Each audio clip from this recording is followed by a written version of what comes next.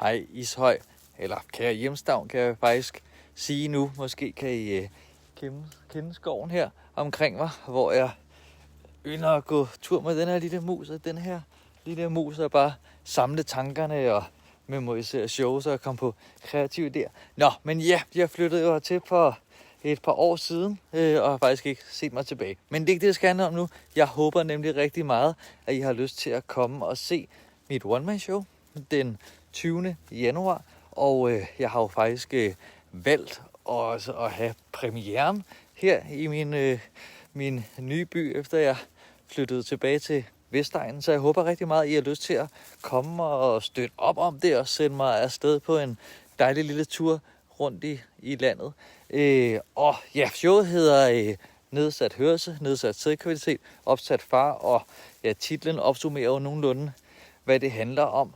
Så det er sådan ligesom virkelig et show om at omfavne sine skavanker, så man kan bruge de løsninger, der er til rådighed. Og jeg har jo med vilje ikke kaldt det et stand-up show, fordi jeg havde lyst til, at det skulle være noget mere, og det skulle være mere ærligt og sandfærdigt, og ikke hele tiden punkteres af dumme jokes. Men selvfølgelig er det jo rigtig meget også et stand-up show. Men der er jo også både keyboard og klaver med.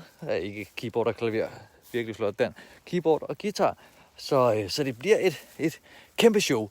Og så jeg ved godt, det måske ikke er for alle, men hvis du har lyst til en underholdende, sjov, vedkommende og ærlig aften, så kom og støt op til premieren den 20. januar. Jeg lover, at det nok skal blive en virkelig skøn aften. Jeg håber, vi ses.